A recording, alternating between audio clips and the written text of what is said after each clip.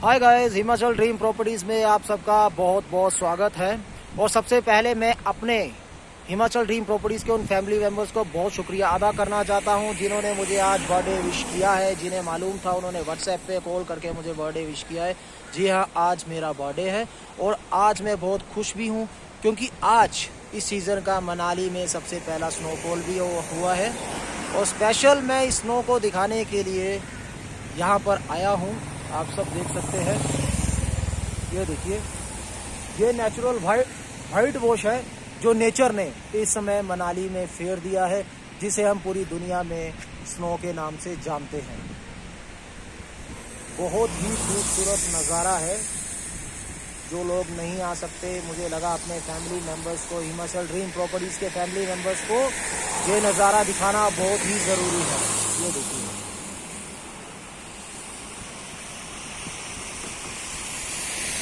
और ये जो पीछे आप अभी धुंध देख रहे होंगे, ये रोहतांग पास है। यहाँ बहुत बर्फ़ गिर चुकी होगी, मुझे लगता है 15-20 फुट से ज़्यादा बर्फ़ होगी। और इस समय यहाँ पर इतनी ठंड है।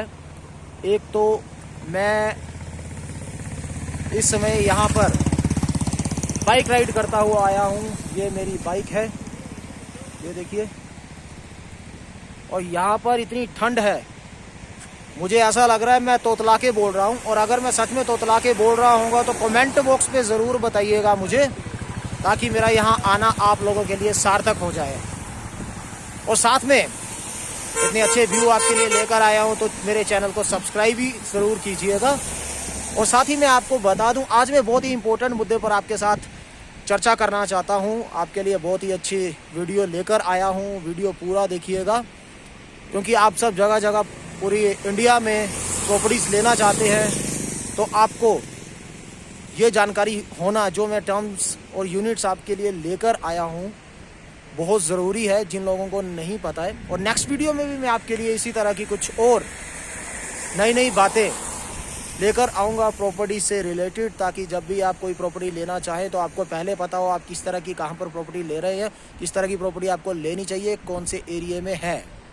राइट गाइस, तो चलिए अब सीधा चलते हैं मुद्दे पर। सो गाइस, आज मैं बहुत ही इंपॉर्टेंट यूनिट्स और टर्म्स के बारे में आपको बताने जा रहा हूं, क्योंकि आप जगह जगह प्रॉपर्टीज खरीदने का विचार बना रहे होंगे। तो आप कहीं भी प्रॉपर्टी खरीदने का विचार बनाए थ्रू आउट इंडिया, तो ये जो टर्म्स और कंडीशंस हैं, जो यूनिट्स हैं, ये ऑलमोस्ट बराबर ही रहती है हर जगह, सभी जगह। जो क्योंकि ये गवर्नमेंट एजेंसीज है, तो ये बिल्कुल इनके rules and regulation almost same है सभी जगह। क्योंकि आप कहीं प्रॉपर्टी ले तो एटलीस्ट आपको ये पता हो कि आप जहां प्रॉपर्टी ले रहे हैं वो कौन सा एरिया पड़ता है। सो गाइस, मैं इसमें बात कर रहा हूं म्यूनिसिपल लिमिट्स की, और इसके बाद मैं आपको बताऊंगा टीसीपी, जिसको हम टाउन एंड कंट्री प्लानिंग भी कहते हैं, कुछ लोग टीपी भी कहते हैं। तो सबसे पहले हम बात करते हैं म्यूनिसिपल लिमिट्स की, ये क्या है और इसमें कौन कौन सी इकाइयां आती हैं। सबसे पहली जो म्यूनिसिपल लिमिट्स में इकाई आती है वो है म्यूनिसिपल कॉरपोरेशन, जो सबसे बड़ी इकाई है, जिसे हम महानगर पालिका भी कहते हैं, और जिसकी मिनिमम पॉपुलेशन 10 लाख रहती है। इसके बाद इससे छोटी इकाई जो आती है उसे हम म्युनिसिपल काउंसिल कहते हैं, जिसे हम नगर पालिका भी कहते हैं, और इसकी मिनिमम पॉपुलेशन 25,000 रहती है और मैक्सिमम 10 लाख रहती है। इसके बाद जो तीसरी इकाई आती है, जो इससे भी छोटी है, वो रहती है नगर पंचायत, जिसमें आपकी मिनिमम जो पॉपुलेशन है वो 11,000 है और मैक्सिमम पॉपुलेशन 25,000 रहती है। ये बहुत ही छोटे शहर जो रहते हैं वहां पर रहती है, और जहां पर ये म्यूनिसिपल जो है अलग अलग तरह से, तरीके से डेवलपमेंट करते हैं। अब इसके बाद इस एरिया के बाहर जो गांव के इलाके होते हैं उन्हें हम कहते हैं ग्राम पंचायत, जहां पर प्रधान, सरपंच, ये आपने सुने होंगे, ये सब हेड रहते हैं। तो ये जो इकाइयां हैं ये मैं आपको इसलिए बता रहा हूं क्योंकि म्यूनिसिपल लिमिट्स में, और जो हमारे ग्राम पंचायत होते हैं, जिसे हम रूरल एरियाज भी कहते हैं, और म्यूनिसिपल एरियाज को हम अर्बन एरियाज भी कहते हैं। ये जरूर याद रखिएगा कि म्यूनिसिपल एरियाज अर्बन एरिया होते हैं, जिसको हम शहरी इलाके बोलते हैं, और जो ग्राम पंचायत वाले एरियाज होते हैं वो रूरल एरियाज होते हैं, जो गांव वाले इलाके होते हैं। ये मैं आपको इसलिए बता रहा हूं क्योंकि अब जो साथ में मैं आपको बताऊंगा टाउन एंड कंट्री प्लानिंग, तो इन इलाकों को लेकर बहुत सारे लोगों के बीच में ये कंफ्यूजन रहता है कि क्या टाउन एंड कंट्री प्लानिंग जो डिपार्टमेंट है उसकी जो लिमिट्स है वो सिर्फ अर्बन एरियाज मतलब म्यूनिसिपल एरियाज में है या फिर रूरल एरियाज में भी है। तो मैं आपको ये बता दूं, टाउन एंड कंट्री प्लानिंग का रूरल और अर्बन एरिया से इस तरह का कोई भी लेना देना नहीं है कि वो सिर्फ और सिर्फ अर्बन एरिया में ही इम्प्लीमेंट होगा, रूरल में नहीं, क्योंकि मैंने आपको पॉपुलेशन के हिसाब से बता दिया है। लेकिन कई बार क्या होता है कि ग्रामीण इलाके जो रूरल एरियाज होते हैं, जो ग्राम पंचायत वाले इलाके होते हैं, वहाँ पर बहुत जल्दी सेंट्रलाइजेशन शुरू हो जाती है, बहुत डेवलपमेंट होना शुरू हो जाती है। जैसे कि अगर मैं हिमाचल में मनाली की बात करूं तो मनाली में म्यूनिसिपल काउंसिल जो है बहुत छोटा एरिया है, लेकिन जो होटल्स हैं पिछले 10 साल में जो ग्राम पंचायत है वहाँ पर ग्रामीण इलाकों में लगभग 5000 से ज़्यादा hotel, home stay, guest house, resorts आदि जो है ये बन चुके हैं। तो टाउन एंड कंट्री प्लानिंग का काम क्या होता है, पहले मैं आपको ये समझा दूं। टाउन एंड कंट्री प्लानिंग असल में इसीलिए लाया गया है, आपने पुरानी दिल्ली देखी होगी, तो वहां पर क्या है कि सब घर एक साथ सटे हुए हैं। अब क्या है, इधर का पानी उधर चला जाएगा, उधर का पानी इधर चला जाएगा, ना धूप आएगी और पानी के चक्कर में लड़ाई झगड़ा भी होगा। और अगर मैं हिमालयस की बात करूं, जो हाइट वाले इलाके हैं, वहां पर बर्फ जो है छतों से जब जाती है तो वो एक छत से दूसरी की छत पे चले जाएंगे। तो ये थोड़ी सी प्रॉब्लम रहती है जिसके कारण लोगों में लड़ाई झगड़ा हो जाता है और धूप वगैरह भी एक दूसरे की रुक जाती है। तो इसीलिए ये डिपार्टमेंट बनाया गया जो town and country planning department है, ताकि एक प्रॉपर मैनेजमेंट के हिसाब से आप कोई भी प्रॉपर्टी ले तो वहां पर जब आप बिल्डिंग बनाएं, चाहे वो रेजिडेंशियल हो चाहे कमर्शियल हो, तो वो आप सही तरीके से सही डायमेंशंस के अंदर बना सके। तो इनके रूल्स एंड रेगुलेशंस होते हैं, कुछ मैं आपको एग्जांपल दे देता हूं। जैसे अलग अलग इलाकों में आप कितनी स्टोरीज बना सकते हैं। अगर मैं हिमाचल की बात करूं तो यहाँ 4.5 से ज्यादा स्टोरीज वैसे अलाउड नहीं है टाउन एंड कंट्री प्लानिंग में, क्योंकि ये अर्थक्वेक जोन भी है। अब अगर आप चंडीगढ़, दिल्ली जाएंगे, दिल्ली, बॉम्बे, वहां तो 50-50 फ्लोर्स के भी बन जाते हैं क्योंकि वो प्लेन इलाके हैं। तो वहां पर थोड़ा सा टर्म्स एंड कंडीशंस अलग रहती हैं टाउन एंड कंट्री प्लानिंग की, जो स्टेट वाइज वरी भी करती है, लेकिन बहुत ज्यादा फर्क नहीं रहता है स्टोरीज को छोड़कर, नंबर ऑफ स्टोरीज को छोड़कर।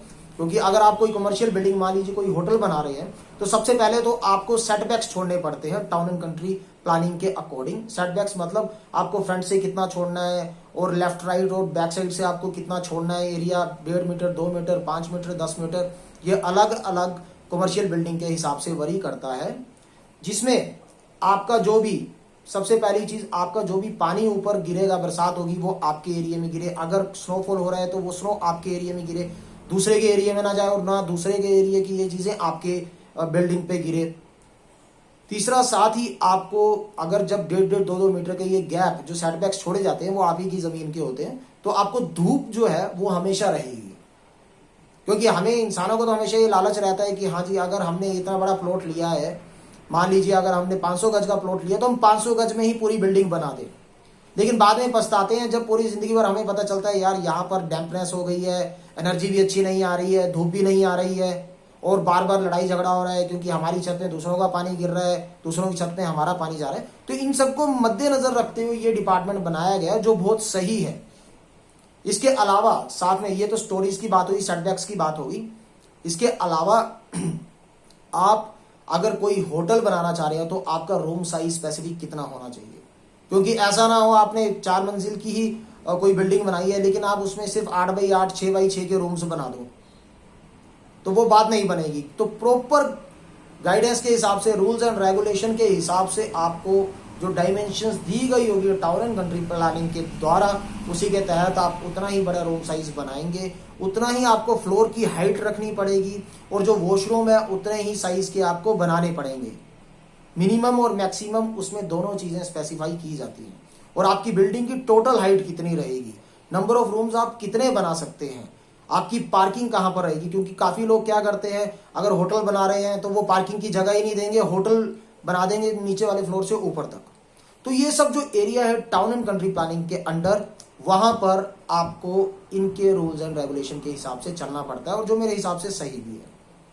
तो town and country planning area में म्युनिसिपल लिमिट्स तो आती ही हैं, लेकिन इसके अलावा जो रूरल एरियाज हैं वो भी आते हैं जहां पर बहुत ज्यादा सेंट्रलाइजेशन, बहुत ज्यादा डेवलपमेंट हो रही है, ताकि ऐसा ना हो कि वहां पर अननेसेसरीली लोग बहुत ही ऊंची बिल्डिंग बना दें, बहुत छोटे रूम्स बना दें और सारी जो अपनी लैंड है वो एरिया पूरा कवर कर ले स्ट्रक्चर बना के। तो वहां पर भी ये इम्प्लीमेंट की गई है, जो कि बहुत ज़रूरी है। और जहां पर टाउन एंड कंट्री प्लानिंग के एरिया नहीं होता है तो उन एरिया में आप दोबारा फिर जितनी भी स्टोरीज है वो आप बना सकते हैं, और साथ ही आप रूम साइज भी उसमें अपने हिसाब से बना सकते हैं जहां पर टाउन एंड कंट्री प्लानिंग नहीं है। लेकिन आपको बता दूं, अगर आप कोई भी टाउन एंड कंट्री प्लानिंग के बाहर भी आज की डेट में किसी पंचायत एरिया में बना भी रहे हैं कोई बिल्डिंग, कोई कमर्शियल बिल्डिंग, घर, तो भी आपको वहां पर टाउन एंड कंट्री प्लानिंग से एनओसी, नो ऑब्जेक्शन सर्टिफिकेट लेना बहुत जरूरी होता है कि ये एरिया जो है वो उनके दायरे में नहीं है। उसके बाद फिर आप अपना काम शुरू कर सकते हैं, प्रॉपर्टी बना सकते हैं। और अगर टाउन एंड कंट्री प्लानिंग के अंदर आप कर रहे हैं तो आपको उनकी टर्म्स एंड कंडीशन के हिसाब से काम करना पड़ेगा। वो आपको सर्टिफिकेट देंगे लास्ट में, उसके बाद ही आपका बिजली और पानी लगेगा, अदरवाइज आपका बिजली और पानी नहीं लगेगा। इसीलिए जहां भी टाउन एंड कंट्री प्लानिंग की जुरिडिक्शन रहती है वहां पर आपको सबसे पहले अपने बिल्डिंग के नक्शे पास करवाने पड़ते हैं। और जहां एरिया बाहर है वहां कोई जरूरत नहीं है, वहां बिना नक्शे के भी बना सकते हैं अपना घर, कुछ भी आप बनाना चाहें, कमर्शियल बिल्डिंग भी आप बनाना चाहें वो भी आप बना सकते हैं। सो गाइस, ये बहुत जरूरी पॉइंट्स थे आपको बताना, क्योंकि बहुत सारे लोगों को इसमें हमेशा कंफ्यूजन रहता है कि टाउन एंड कंट्री प्लानिंग के एरिया सिर्फ अर्बन एरियाज में ही है, रूरल में नहीं है। लेकिन ऐसा नहीं है, ये सभी में है। और अगर मैं मनाली की बात करता हूं तो यहां पर जो भी हाईवे, यहां पर हाईवे से क्रो फ्लाई हम जिसको बोलते हैं, क्रो फ्लाई होती है बिल्कुल, काइट फ्लाई भी बोलते हैं, क्रो फ्लाई भी बोलते हैं, जो बिल्कुल सीधी जाती है। तो 300 metre right side, 300 metre left side, जो कि ये गूगल मैप से लैटिट्यूड और लॉन्जिट्यूड जो है चेक करते हैं।